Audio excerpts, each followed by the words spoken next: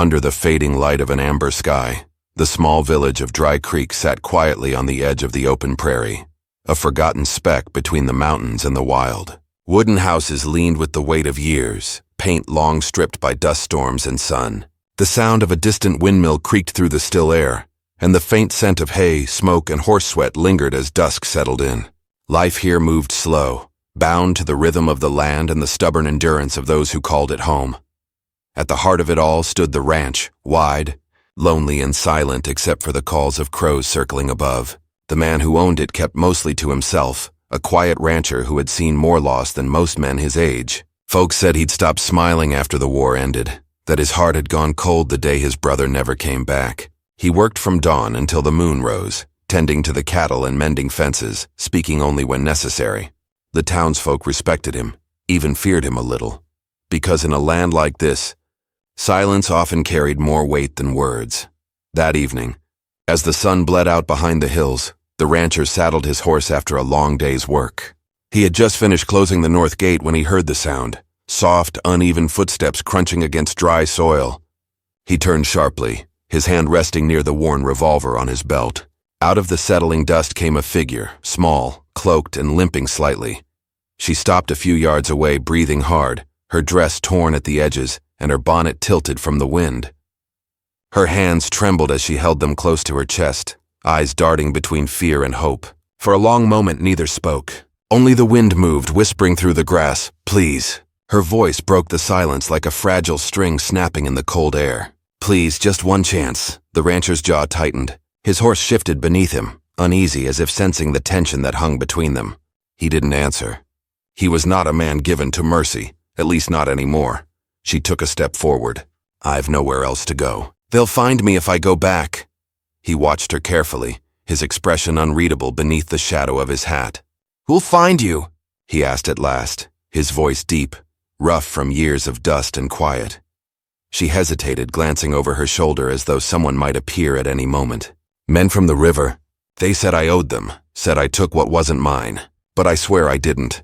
He said nothing, though his eyes narrowed. Outlaws had been drifting through these parts lately. Rustlers, drifters, men with nothing left to lose. He'd driven a few off his land himself not long ago. Still, something in her voice, something raw and desperate, made him pause. "You best go back to town," he said after a moment. "Ain't safe out here after dark." She shook her head quickly. "Please, I can work. I'll clean, cook, do whatever you ask. Just don't send me away."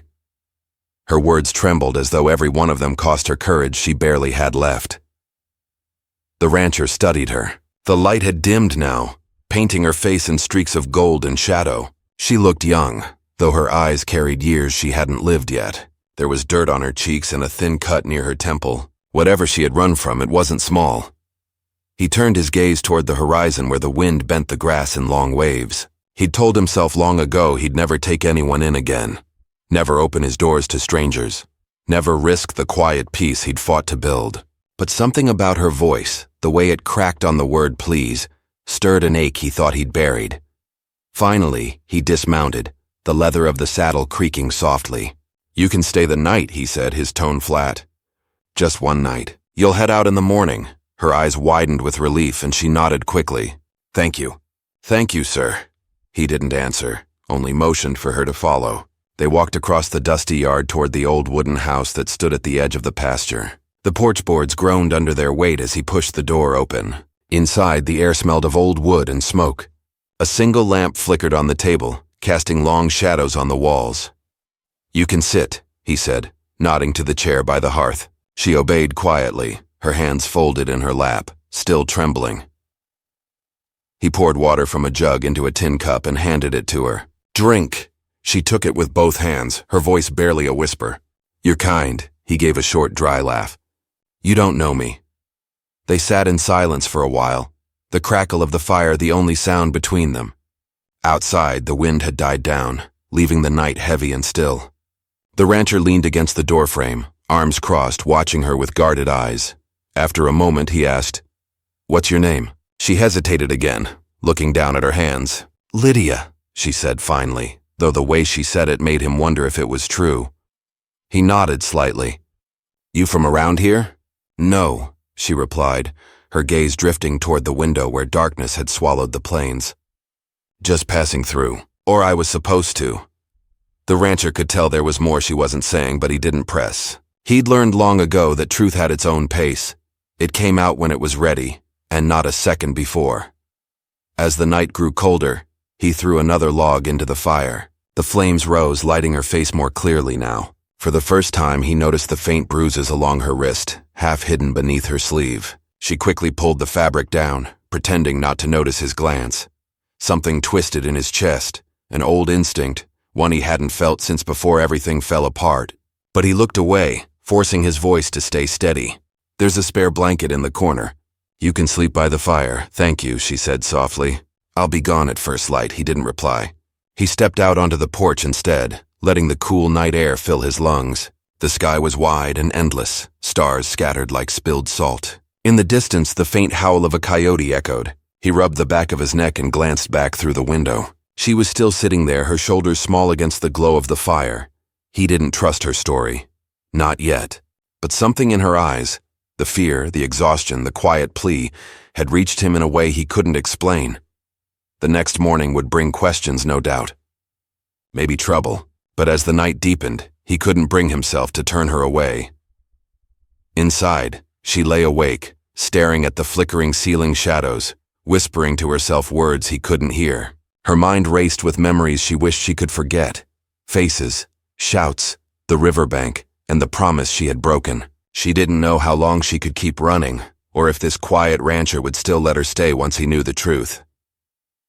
When she finally closed her eyes, the door creaked softly. The rancher stepped back in, his hat in his hands, glancing at her sleeping form by the fire. For a long moment he just stood there, unsure what had drawn him back inside. Maybe it was the sound of her breathing, soft and steady, reminding him of a time before silence became his only companion.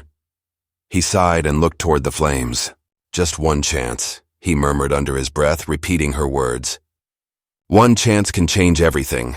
Outside, the wind began to rise again, carrying the scent of rain and the distant thunder of hooves, signs that the peace of Dry Creek would not last long. By dawn, someone would come looking. And when they did, both the rancher and the woman hiding under his roof would find themselves standing at the edge of something neither of them was ready for. The first light crept over the hills, washing the land in pale gold. Inside the cabin, she stirred, unaware that the rancher had already saddled his horse and was watching the road, waiting for whatever was coming. The first pale light of morning brushed over the prairie, touching the tops of the tall grass and making them shimmer like strands of gold. The ranch was still, except for the soft snort of the horses in the corral and the low creak of the barn door swaying in the breeze. The rancher stood near the gate, arms resting on the rail, watching the horizon. His eyes followed the road that wound out of Dry Creek, half expecting to see riders kicking up dust in the distance. He couldn't shake the feeling that someone would come looking for her, whoever they were. Inside the cabin, the woman stirred by the fire, the blanket pulled up to her chin. For a moment, she didn't remember where she was. Then, as her eyes opened and met the dim light filtering through the small window, it came back to her.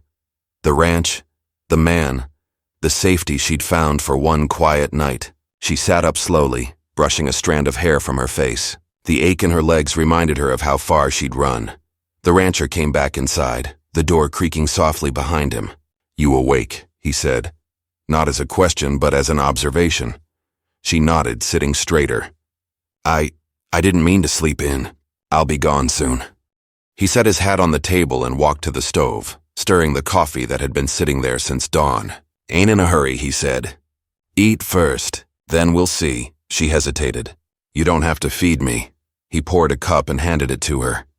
Wouldn't feel right sending someone off hungry. Her hands trembled as she took it, the warmth seeping into her cold fingers. She looked at him for a long moment, unsure what to say. No one had spoken to her kindly in days, maybe longer. He pulled up a chair and sat across from her. The fire crackled softly between them. "You said men were after you," he said finally. "From the river." She lowered her gaze. "Yes." He waited, but she said nothing more. "You steal from them?" She looked up quickly, shaking her head. "No, I swear I didn't. They said I did, but it was a lie." Her eyes glistened in the firelight, and for a brief second, her fear showed plain as day. They needed someone to blame. I was just... There, the rancher leaned back, his face unreadable. He'd seen that look before, the kind that came from running too long, from losing trust in everything and everyone. He didn't know if she was telling the truth, but something in her voice felt honest. He sipped his coffee, thinking, "You from the East?" She nodded faintly. "A small town. My father was a carpenter. He died last winter." "I see." "After that, everything got harder," she said quietly. "There wasn't much work for a woman alone. I joined a traveling group heading west. They promised wages, food, a place to stay. I thought it was a way to start over, but..." Her voice trailed off and she stared into the flames. "Things weren't what they seemed. When I tried to leave, they wouldn't let me." The rancher frowned slightly, his hand tightening around his cup. "You mean they kept you?" She nodded. "There were 4 of them. They said I owed them money for the journey, for food. But it kept adding up, each day, more and more. When I refused to pay, they said they'd take it another way. I ran when they stopped by the river to water the horses." He didn't respond at first. His jaw tightened, and for a while, the only sound in the cabin was the low hiss of the fire. He knew men like that, preying on the desperate, taking what they wanted. The law in these parts didn't reach far, and justice came slow if it came at all. Finally, he said, "They'll come looking." She nodded. "I know. You got anywhere to go?" Her eyes dropped to her hands. "No." He stood, walking to the window and looking out over the land. The sun had climbed higher now, touching the hills in soft gold. "This ain't a safe place for someone being hunted," he said quietly. She rose, clutching the cup close. "I can leave. I don't want to bring trouble here." He turned, studying her again. "You wouldn't make it far on foot. Not without food, not without a horse." She swallowed hard, unsure if his tone meant he was offering help or warning her to go. "I'll manage," she said softly. He sighed. "You don't even know where you're going." She looked up then, her eyes meeting his. "Anywhere but back." He stared at her for a long moment before finally saying, "Eat something first. Then we'll figure what comes next." She sat back down slowly as he pulled bread and beans from the cupboard. It was a simple meal, but it felt like a feast after days of hunger. The silence between them was heavy, but not cold anymore, just quiet, filled with things neither dared to say. Outside, the morning went on as usual. The ranch hands had long since moved on from this place. Most left years ago when the cattle market fell. The rancher had been alone since, working the land with his own 2 hands. He'd grown used to solitude, to the long days where only the wind and the animals kept him company. But now, with someone else breathing under his roof, the silence felt different, almost alive. Later that day, he saddled his horse and told her to stay inside. "If anyone comes by, don't answer the door," he said. She nodded. "Are you going into town?" He didn't answer right away. "Just checking the fence line," he said, but she noticed the way he avoided her eyes. He rode out toward the ridge, where the land opened wide and the sky stretched endlessly. From there, he could see the trail running down from the river valley, and there, faintly, he spotted movement. 3 riders, heading slowly toward Dry Creek. He couldn't make out their faces yet, but his gut told him all he needed to know. When he returned near sundown, she was standing by the corral watching the sky darken. She turned quickly as he approached. "You saw them, didn't you?" He dismounted, brushing dust off his coat. "Could be anyone," he said, though his voice betrayed the lie. Her face paled. "They found me." He didn't answer, just glanced toward the hills. "If they're looking for trouble, they'll find it. But you're staying inside tonight. I don't want you involved," she said urgently. "They're dangerous. I've dealt with dangerous before," he said quietly. She looked at him for a long moment, then whispered, "Why are you helping me?" He didn't respond right away, because once, he said finally, someone helped me when I didn't deserve it. Guess it's my turn to return the favor. The evening passed slow. He sat near the fire, cleaning his rifle in silence. She sat by the window, staring into the dark, every creak of the wood making her flinch. The sound of distant thunder rolled again, not from the sky this time, but from hooves on the hard ground. The rancher looked up. "They're close." She rose from her chair, her breath catching. "What'll you do?" He stood, setting the rifle on the table. "We'll see what kind of men they are." Outside, the night had turned cold. The sound of the horses drew nearer, 3 of them, just as he'd seen. Their torches flickered faintly against the horizon. She backed away from the door. If they find me, they won't, he said firmly. Stay here. He stepped out onto the porch, the boards creaking under his boots. The men were close now, their voices low and mean, carrying through the still night air. One of them called out, "Evenin', friend. We're looking for a runaway." Girl in a gray dress, dark hair. You seen her? The rancher didn't move. Ain't seen anyone out here, he said flatly. The man laughed, a rough, ugly sound. That's so. Funny thing, we tracked her horse down by the river. Thought maybe she'd head this way. The rancher's voice stayed calm. You think wrong. There was a pause, then the sound of a gun being cocked. Mind if we take a look around? The rancher's eyes hardened. I do mind. Silence stretched between them. The only sound was the wind moving through the grass and the soft crackle of the torch flames. Finally, one of the men spat in the dirt. Suit yourself. But if she's here and you're lying for her, you'll wish you hadn't. They turned their horses, riding off slow into the dark. The rancher watched until their shadows vanished into the hills. When he came back inside, she was standing near the fire, shaking. What did they say? They're gone, he said simply. For now. She stared at him, her eyes wide with fear and gratitude. You lied for me. He set the rifle down on the table and looked at her steadily. You still haven't told me everything, he said. And I need to know before they come back.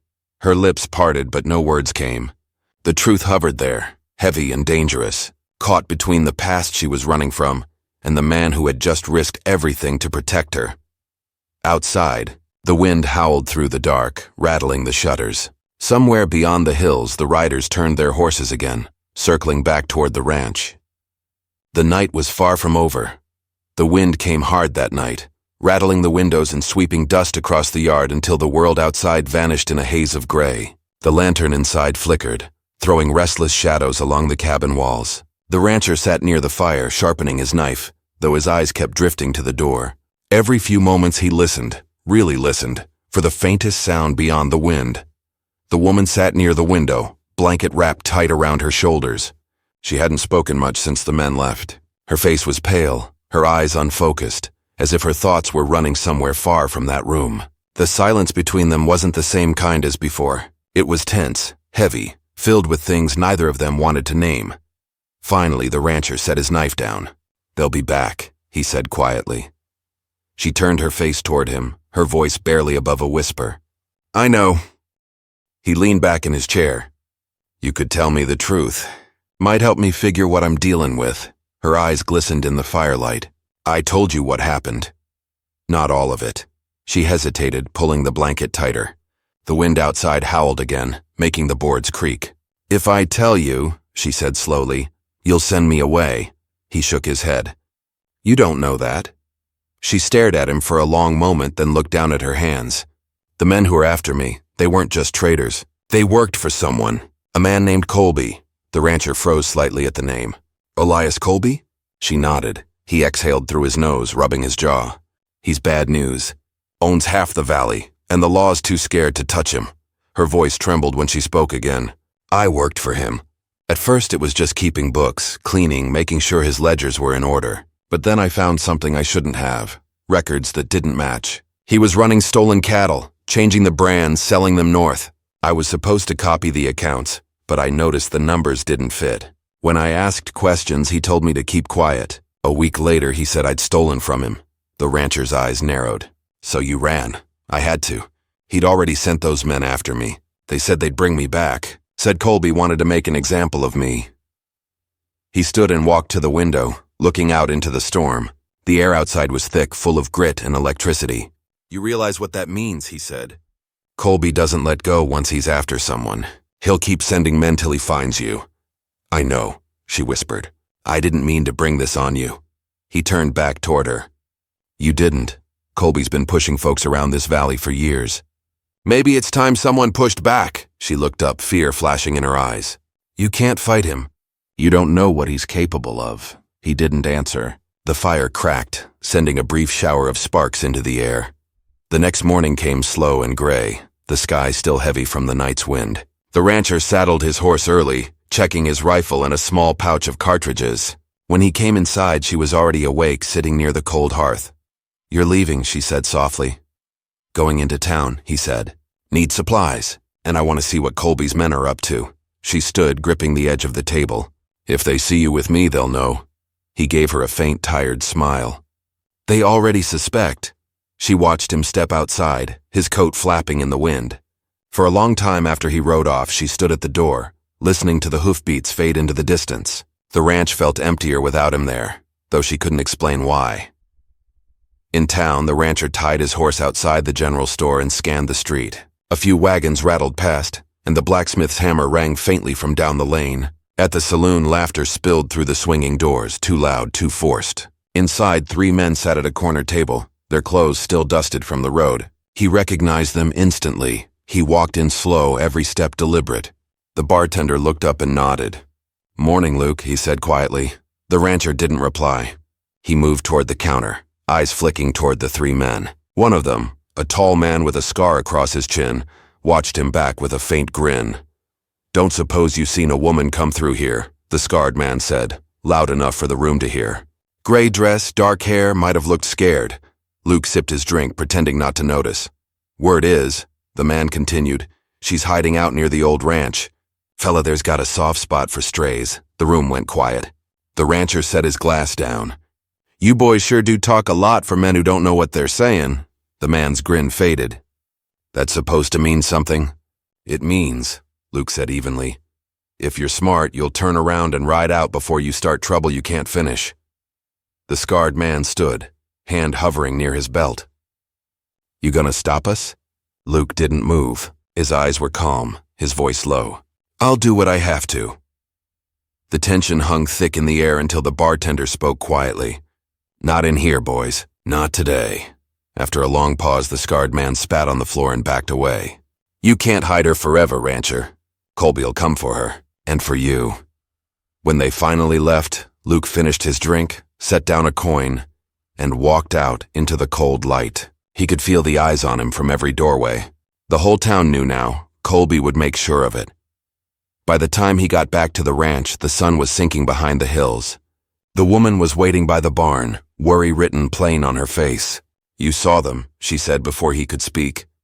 "I did," he said quietly. "And they saw me." Her hands tightened around the edge of her shawl. "You shouldn't have gone. Wasn't much choice," he said. "They were already asking around. What happens now?" He looked out toward the fading sky. "Now we get ready." Over the next few days he worked quietly, checking the fences, moving the horses closer to the barn, setting up small traps along the ridge. She tried to help where she could, though her hands still shook when she carried water or stacked wood. Every time the wind shifted, she'd look up, expecting to see riders coming through the dust. At night they spoke little. The quiet felt heavier now, filled with waiting. Sometimes he'd catch her staring into the fire, lost somewhere far away. Once he asked, "You ever think about going back east?" She gave a faint, sad smile. "There's nothing left for me there." He nodded slowly. "Same here." On the 3rd night, rain started to fall. A thin drizzle at first, then harder, soaking the ground until it turned to mud. The sound filled the cabin, soft and steady. She sat near the window, watching the drops trace lines down the glass. "Do you ever wonder," she said softly, "why some folks always have to run while others just stay?" He thought for a moment. "Maybe the land decides for you." She turned to look at him. "And you? Did you stay because you wanted to, or because you had nowhere else?" He met her eyes, the firelight flickering between them. Maybe both. For a long time they said nothing more. The storm outside deepened, thunder rolling far off across the plains. Then came a sound, faint but clear, the creak of a saddle, the soft snort of horses outside. The rancher rose instantly, moving to the window. Through the rain, 3 shapes took form near the corral, torches dim in the downpour. "They're back," he said. She stood quickly, her breath catching. "What will you do?" He loaded the rifle, his face calm but hard. "What I have to." She reached for his arm. "Please don't. They'll kill you." He looked down at her hand, her fear plain as daylight. "Not if I can help it." Outside, a voice shouted through the rain. "We know she's in there, rancher. You got one chance to hand her over before this gets ugly." The rancher didn't move. The woman's heart pounded as the men dismounted, their boots squelching in the mud. "Stay low," he whispered. The cabin door rattled as one of the men pounded on it. "You got no right to keep what's ours." Lightning flashed, lighting their faces for an instant. Cold, angry, desperate. The rancher raised the rifle, eyes fixed on the door. Then came the voice again, closer this time. "Colby's coming himself, rancher. Tomorrow at dawn. You best think on what side you're on before he rides in." A moment later, the horses turned and faded into the storm. The rancher lowered the rifle but didn't relax. She looked at him, trembling. "He's coming here?" "Looks that way." Her voice broke as she whispered, "He won't stop till one of us is gone." The rancher stared into the rain outside, his jaw set. Then it's time this valley saw what he's really made of. The thunder rolled again, long and deep, shaking the earth beneath their feet. In that sound, both of them heard what was coming, an ending they couldn't yet see, but one neither could escape. The night stretched long and oppressive over the ranch. Rain pounded the roof and windows, a relentless drumbeat that seemed to echo the rising tension in the cabin. The woman sat huddled near the fire, knees drawn to her chest, eyes fixed on the flickering flames as if they could tell her the future. Outside, the wind tore across the plains, carrying with it the distant low rumble of thunder. Or maybe it was something else. Somewhere beyond the hills the world was moving, and with it came danger. The rancher moved silently around the room, checking the doors, the windows, and the back entrance. Every step was careful, measured, his mind racing through possibilities. Colby himself was coming, that much was certain, and with Colby there would be no mercy, no warning, only a cold, calculated plan that would leave nothing but ruin for anyone who stood in his way. The woman's voice broke the silence. "Do you think we can stop him?" He paused, leaning against the doorframe. "I don't know." His voice was steady, but beneath it ran the current of a storm he could barely contain. "But we're not giving up without a fight," she swallowed hard. "What if we don't make it?" He turned, looking at her squarely. "Then at least we go knowing we tried." For hours they worked quietly. He double-checked the barn doors, ensuring the horses were secured and hidden behind the larger outbuildings. She carried water, stacked wood for the fire, and helped him cover the windows with heavy shutters. Each nail driven, each plank moved, carried the weight of urgency neither dared to speak aloud. Outside, the storm seemed to grow heavier, as though the land itself knew what was coming. At one point, a distant rumble made her jump. She dropped the bucket she had been holding, water spilling across the floor. He caught her shoulder. "Easy," he said, voice low. "It's just the storm." She shook her head. "It's not just the storm." He didn't answer, only returned to his work, tightening the shutters on the last window. His hands were steady, but his heart pounded in rhythm with the pounding rain. Night deepened. The fire burned lower, casting long shadows across the cabin walls. Outside, the rain had slowed to a fine drizzle, leaving the mud thick and sticky. Somewhere beyond the ridge, a horse snorted, the sound muffled but distinct. She froze. "Did you hear that?" He nodded, moving to the door, rifle ready. Someone's close. Minutes later, a shadow appeared on the porch, a figure obscured by the darkness and rain. The woman's breath caught in her throat. "Who is it?" He didn't answer, only opened the door slightly and peered out. The figure stepped forward, a man, drenched, face partially hidden beneath a wide-brimmed hat. He held up his hands. "I'm not one of Colby's men," he said quickly. "Please, I need shelter." "I mean no harm." The rancher didn't lower the rifle. "Who sent you?" "No one," the man replied. "I'm just trying to survive, like you." For a moment, the rancher studied him, noting the fear in the stranger's eyes. He didn't lower the rifle entirely, but he stepped aside. "Come in," he said. "Stay by the fire. You don't move without me knowing."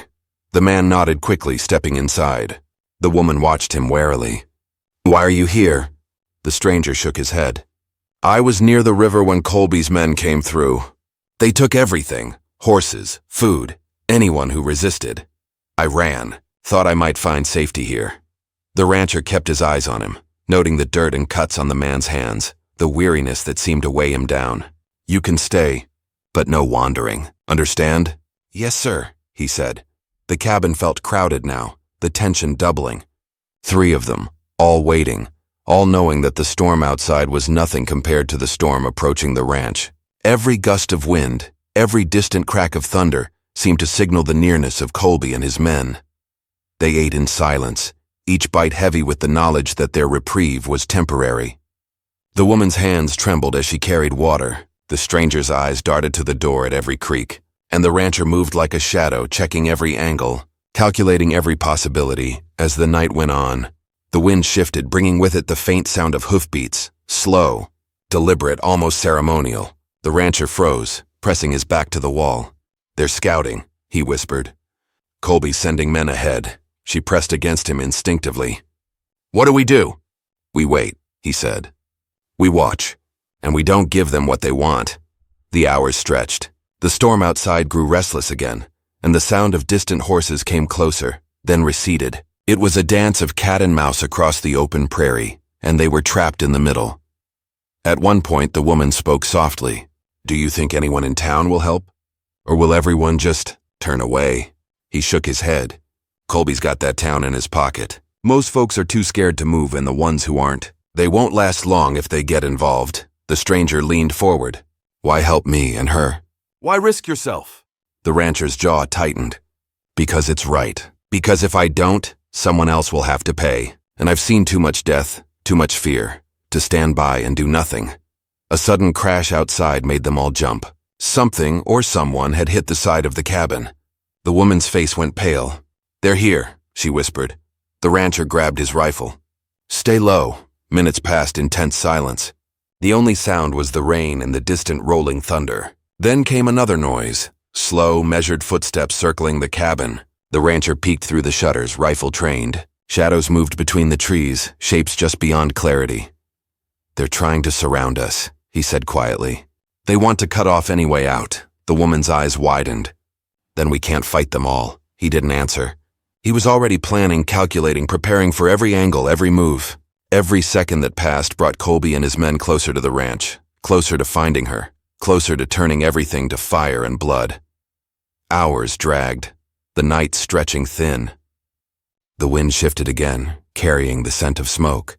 Or maybe it was just the fear that filled the cabin. Outside, the shadows of horses and men moved closer to the trees. Lightning split the sky, illuminating shapes that made the woman gasp. "They're coming," she said, clutching the stranger's arm. The rancher's eyes were hard, fixed on the horizon. "Yes, and we're ready." "Sort of." He checked the rifle again, reloaded silently. He moved through the cabin, gesturing for the woman and the stranger to stay low. "If they come through the door, don't move," he whispered. "I'll handle it." The footsteps grew louder.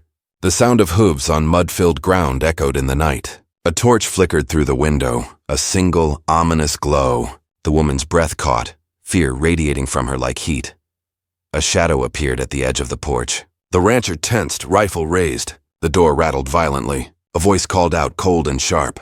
"We know she's inside. Open up and we might be lenient." "Keep her, and you'll regret it."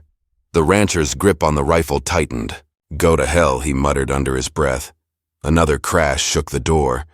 The torchlight outside revealed the men's silhouettes, weapons drawn, riding boots slick with rain. Their leader, unmistakable even in the dark, raised his own rifle and leveled it toward the cabin. The woman's hand went to the rancher's arm. "They'll kill us," she whispered. He shook his head, voice calm but steel-edged. "Not if we make them hesitate." The rain intensified, turning the ground to mud, soaking them all through. The thunder rolled again, louder this time, shaking the cabin. And in the distance a figure appeared. Colby himself, mounted on a dark horse, rain running down his coat, his eyes cold and unforgiving. The rancher's heart hammered. He could feel the tension in every muscle, the pulse of danger thrumming through the cabin. Every shadow outside seemed alive, every gust of wind a signal of approaching chaos. "They're surrounding us," the woman whispered again, her voice trembling. "Yes," he said, jaw tight, "and it's about to get very real." The thunder rolled, the rain hammered, the wind shrieked, and the shadow of Colby's figure moved closer through the storm. The cabin, the ranch, and the three of them inside became the center of a storm they could neither control nor escape. Every second stretched, every heartbeat echoed, and the tension climbed higher, tighter, leaving nothing between them and the approaching danger. Outside, the horses shifted, hooves clattering in the mud. The men's voices rose again, shouting, cursing, taunting. The rancher's finger hovered on the trigger. The woman clutched her shawl, the stranger held his breath. Every eye focused on the door, every ear strained for a sound that would signal the start of the final confrontation. Lightning struck again, illuminating the figures outside for an instant. 100 questions in that flash, 100 possibilities of what was about to happen. And then, Silence. A silence so thick it made the cabin feel smaller, the air heavier, the world outside awaiting predator. The moment stretched, the climax waiting. The storm and the men beyond the door poised to strike. Inside, the rancher, the woman, and the stranger held their breath, hearts pounding, knowing that the next move would decide everything. The first blow was coming. The silence stretched unbearably long. Every creak of the cabin, every hiss of the fire, every gust of wind made the three of them flinch. The thunder had faded into a distant echo, leaving only the pounding rain and the faint, steady sounds of horses shifting outside. The rancher's hand remained steady on the rifle, though his jaw was tight with tension. Then a voice called out through the storm, sharp and unmistakable. "Rancher, step outside and hand her over." No more games, he didn't answer. Instead, he motioned for the woman and the stranger to stay low. He could see the glow of torches flickering across the mud outside, illuminating the silhouettes of men circling the cabin. He knew their intentions. They wanted her, yes, but more than that, they wanted fear. The cabin door rattled violently. For a moment, the three of them braced for the worst, but then a sharp, commanding voice rang out from beyond the trees. "Colby!" one of the men shouted. The horses whinnied, hooves slipping in the mud, and for the first time the rancher realized that Colby himself had arrived behind them, unseen until now. He moved quietly to the back door, checking the latch. Making sure the horses in the barn were hidden from view, the woman whispered, "What do we do now?" "We wait," he said calmly, though his mind raced. "And we make them hesitate." A sudden crash from the front door made the cabin shake. The men were trying to break it down, but the rancher had reinforced it with heavy beams and nails. He could hear Colby's voice cutting through the storm, cold and threatening. "I want her, and I'll take everything if I have to. Don't test me." The rain fell harder, hammering the roof, and the wind carried the sound of hoofbeats closer. Then, in a sudden moment, the firelight reflected on a figure outside, Colby himself. Stepping from the shadows, his hat soaked, his eyes glinting with cruel determination. The rancher stepped forward, rifle raised. "Back off," he said. "She's not going anywhere." Colby's lips curled in a grim smile. "You think you can stop me?" he said. "You've got no idea who you're dealing with." The tension between them was sharp enough to cut through the rain. Then, unexpectedly, one of Colby's men slipped in the mud, crashing to the ground with a loud thud. The distraction gave the rancher the opening he needed. He stepped out onto the porch, gun raised, and shouted, "Back! Or I swear I'll—" The man scrambled up and Colby's eyes narrowed. "Shoot, and she dies. That's the deal." The woman's heart pounded, but she stayed still, trusting the rancher's judgment. She could see the fear in the stranger's eyes, though he tried to mask it with clenched fists and tense posture. "Enough," Colby barked, his voice carrying over the storm. "I want her, and you know it. Hand her over or this ends in blood." The rancher's eyes didn't leave Colby's. "Not tonight," he said simply. Then with a sudden, precise motion, he fired a shot, not to kill but to scare. The sound echoed in the storm, bouncing off the hills. One of Colby's men cried out and dove behind a tree while the others hesitated. The woman gasped, but the rancher held his ground. "Leave, now, before this gets worse," he shouted.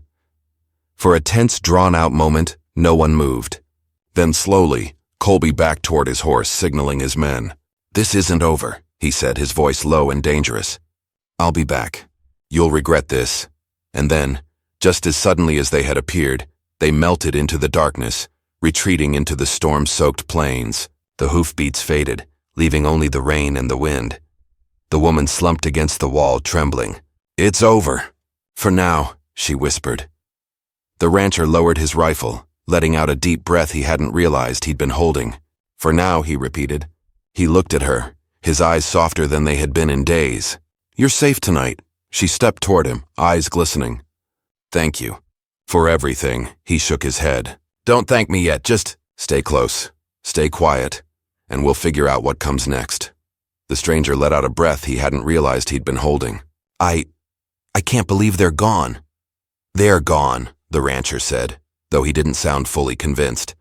"But we need to be ready if they come back. Colby won't forget." The fire crackled, casting warm light over the cabin.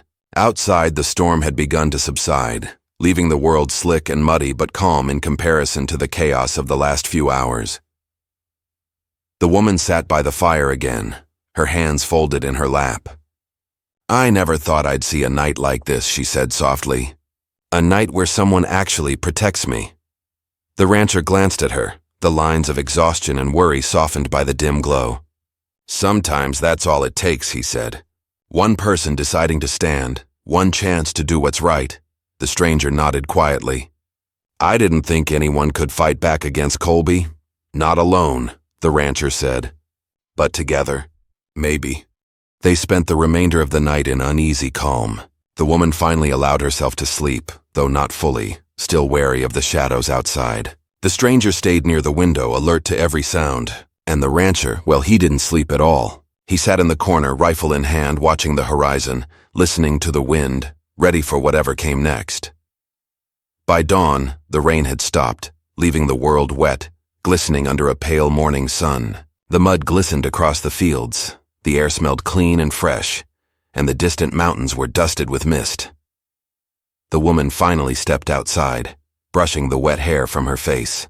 "We made it," she said, almost in disbelief. The rancher stood beside her, looking across the prairie.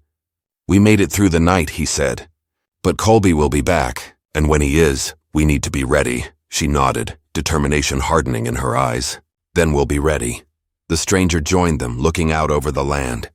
"I never thought I'd see the likes of courage like this," he said. "Not in a place like this." The rancher gave a faint smile. "This land teaches you courage. It demands it, and sometimes it gives you a chance to do right, even if it's dangerous." They stood there for a long moment, looking at the horizon. The storm had passed, leaving the world raw and vivid, full of potential and danger alike. The woman felt a sense of peace she hadn't known in weeks, and yet she understood that peace was fragile. The rancher understood it too, and the stranger, in his own way, knew it as well. Inside the cabin, the fire was rekindled, the wood stacked neatly, the rifles cleaned and ready. They were prepared for whatever came next, even if none of them could fully see it yet. The rancher had made a choice that night, not just to protect her, but to stand against a man who had spread fear for too long. And in that choice, all three of them found a sense of strength, even as danger still loomed on the horizon. The woman turned to him, her voice quiet but firm. "I don't know what tomorrow brings, but I know this. Thank you for trusting me, for giving me a chance." He looked at her, and for the first time in a long while, he felt a small flicker of hope. "Just one chance," he said softly. "That's all it takes to change things. One chance can save more than a life. Sometimes it saves a soul." The stranger smiled faintly. "Then I'll take my chance too," he said. "I'll stay. I'll help. Whatever's next, we face it together."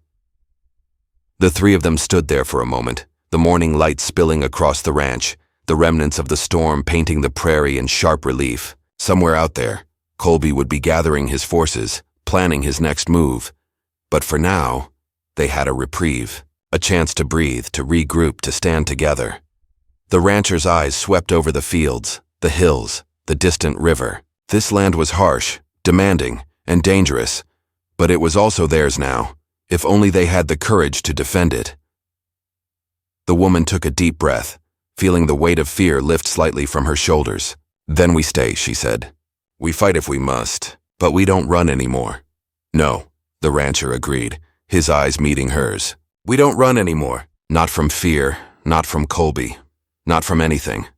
The morning sun rose higher, illuminating the cabin and the ranch, the fields stretching endlessly into the distance. The storm had passed, but the memory of it lingered, a reminder of what they had survived and what lay ahead. And as they stood there, three figures against the vast prairie, there was a sense of quiet resolution, a sense that whatever came next, they would face it together, with courage, with resolve, and with the knowledge that one chance, one act of bravery, one choice to stand, could change everything. The prairie stretched on, endless and wild, but for the first time in a long while, the rancher, the woman, and the stranger felt a spark of hope. The night had tested them, the storm had threatened them, and Colby had chased them to the edge. But they had survived, and survival, in a land as harsh and unforgiving as this, was only the beginning. Together, they stepped forward, toward the fields, toward the rising sun, toward whatever challenges awaited.